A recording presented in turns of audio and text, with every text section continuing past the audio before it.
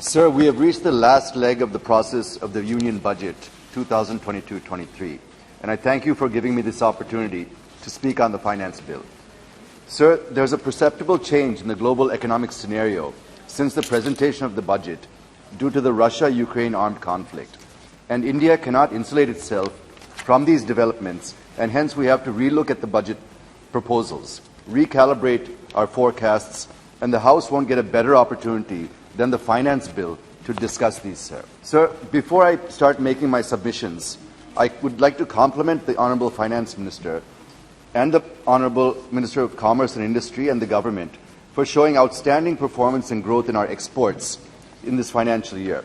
Sir, we have touched for the first time ever exports worth $400 billion in this financial year when compared with $292 billion in the previous year. So I take this opportunity to compliment the government for this achievement, sir. In view of the paucity of time, let me start with the issues related to my state, sir.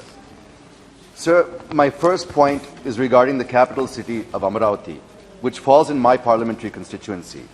Nobody can dispute that it is the prerogative of the Assembly to make laws, but at the same time, it is not just the Assembly, but not even the Parliament cannot make laws which violate the Constitution, sir, because the Constitution is supreme and not the legislature. So since the Honourable High Court has also made it clear that Amaravati will remain the capital of AP, I urge the Honourable Prime Minister, who committed to the farmers of Amaravati and to the people of AP the central government's support to develop Amaravati as a world-class city, to bring amendment to the AP Reorganisation Act and to insert a provision indicating that Amaravati is and will remain the only capital of Andhra Pradesh. The next point, that I am greatly disappointed that the Honourable Finance Minister has not allocated much for the development of Amaravati, sir. I understand that only a few lakhs have been given by the Ministry of Housing and Urban Affairs Ministry. Sir, it is pertinent to mention here that the High Court of AP has directed the Government of AP to construct and develop Amaravati capital city and the capital region as per the approved master plan, and within 6 months as agreed under the AP CRDA Act. Since the Government of AP's coffers have become empty and it is not in a position to take up any work, I urge you for allotting sufficient funds to restart the development of the new capital, Amaravati, sir. Sir, the Finance Minister is aware of agitation going on at RINL, Vizag Steel Plant, since the announcement of privatization of this plant. There was a question in this very House on Monday on RINL, and my friend Mr. Ram Mohan Naidu has raised it. We are not happy with the reply given by the Steel Minister. Sir, the Honourable Steel Minister says that RINL was incurring losses. But, sir, he should understand that RINL was incurring losses due to the loan it has taken for restructuring and to purchase ore. Had iron ore mine been allocated, RINL would not have restored to 22,000 crores loan at 14% interest and incur losses, sir. On the other hand, the Minister is saying that SAIL is earning profits. It is earning profits because it has 10 mines, sir, whereas you have not given a single mine to RINL. You give mines to Vizag Steel Plant and see how it will surpass SAIL, sir. So don't privatize it. Instead, allocate mines and see how the hardworking workers of RINL will bring profits. So I once again appeal to you to kindly allot mines to it and don't privatize. As an alternative, you can convert its debt into equity. Sir, the next point is regarding Polavaram. The revised cost estimates were approved by the Government of India itself and put it at 55,656 crores. This is now before the Finance Ministry. So I request the Finance Minister to please approve this so that the progress of the work is not hindered and R&R can be taken up at the earliest. Sir, on the issue of resource gap, there is a difference of opinion between the Government of AP and the Government of India. I understand that a team of officials from Government of AP have met officials of Government of India last month and discussed various issues, and this issue was also one among them.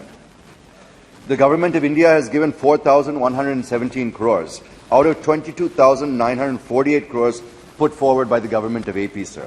Sir, even if you look at the CAG report, the audit, it approved 16,078 crores as the resource gap.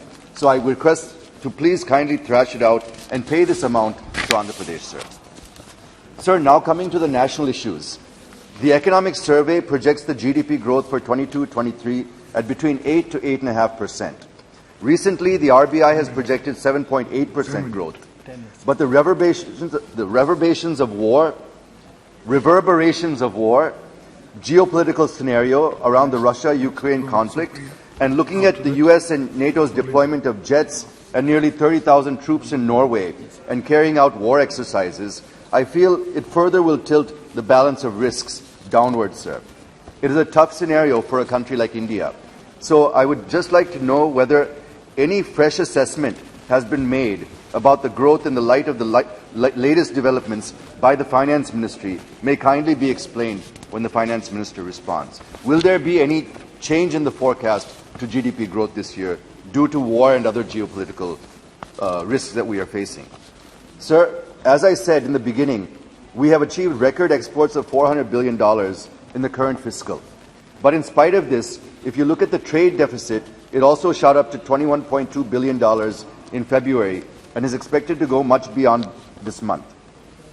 Sir, also the current account deficit could be around 2.6 or 2.7% of GDP compared to this year's 1.7% and is much higher than the average CAD of 1.1% between 14 and 21. The Honourable Finance Minister is very well aware that if there's a 10% rise in crude prices, the CAD would widen by nearly 30 basis points, and the Ministry has assumed average crude price of $75 at the time of presenting the budget. But now, if we look at the current price, it's well beyond that. So some calibration needs to be made, even on this account, sir. The next point is about inflation. Sir, inflation is hovering around 6%.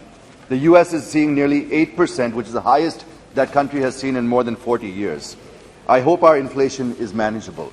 Sir, if crude prices go up beyond $100 and stay for a reasonable period of time, which appears to be possible by the way the US and NATO are growing, I agree that it's a tightrope walk looking at India importing 85% of its oil and 50% of its gas requirements. Sir, 2 more minutes and I'll conclude, sir. No. And we are already feeling the pinch of inflation 1 minute. with rising prices of essential commodities, more particularly after the increase of price of petrol, diesel and cooking gas. Sir, regarding our investment from our oil PSUs, I'm just quick points I'll make it, sir, such as IOC, OVL, etc. in Russia, which is to the tune of, I think, about $16 billion. Our companies have invested in Rosneft, Sakhalin, Vostok, Vankorneft, etc. Shell, ExxonMobil and Equinor are exiting from Russia, and British Petroleum has already announced its exit from Russia. So what would be the fate of our investments in Russia may kindly be explained. Sir, I'm skipping to the conclusion, sir. Sir, drivers of Gati Shakti include railways, airports, ports, mass transport, waterways and logistics infrastructure.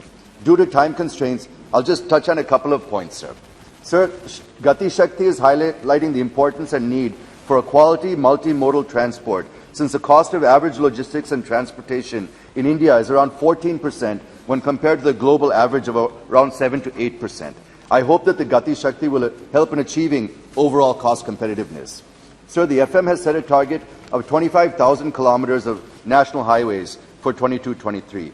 I was just going through the construction of national highways during the last few years and found that the maximum per day construction is around 37 kilometers per day in 2021. And if you calculate, it comes to 13,500 kilometers per year. Now you've set a target of almost to double that best achievement that we've had till date. To achieve this, we have to construct 68 kilometers a day, which does not appear to be a realistic figure. I request the Finance Minister to explain how we would achieve this. Sir, the Finance Minister also proposed 400 new Vande Bharat trains in the coming 3 years. Now we have just 2 trains, and each train is around 100 crores as per the estimates of railways. It means for 400 trains we need 40,000 crores in 3 years. And more than that, do we have the capacity to build 400 trains in 3 years also needs to be assessed. Yeah. And you're also proposing 100 cargo terminals, waterways, airports, etc. I have given just 3 examples, sir. I have figures for all other drivers, and I only conclude by saying that the targets are too ambitious and not realistic. Let us have realistic, practical, and achievable targets rather than giving a rosy picture like disinvestment and being disappointed at the end of the day. So I'll go to the final conclusion, sir, which is, sir, war is terrible, sir, and I pray for a quick and sustainable peace in Ukraine. And India has taken a neutral position, But there are certain impacts and outcomes that we must make note of. One is, for example, is the wheat exports. Russia is the second largest and Ukraine is the fourth largest exporter of wheat. With conflict, no wheat is coming out of these countries, and the price of wheat in the international market has also gone up to more than 2,600 rupees per quintal, from 2,000 just before the conflict started. Please. So the MSP it's much higher than the existing MSP also, and this will help our farmers and traders. The second one is for mustard growers. The price is hovering around 6,600 per quintal, which is much higher than the MSP of 5,000. Third, we also have the advantage of exporting cotton, sir, since we are the leading cotton producers in the world. Please conclude. Finally, sir, Russia has offered crude at a discounted price to India, sir. What is the status and volume of this offer? Whether FM has given a go-ahead to get oil from Russia at the discounted price? If so, naturally it has to be insured. And if so, what would be the cost of insurance and how much cheaper would we get it can be clarified, sir. Sir, with these submissions, I wish to make and hope that we will get escape from the impact of the Russia-Ukraine conflict and expect to reach the goals set while presenting the Union budget during the next fiscal year.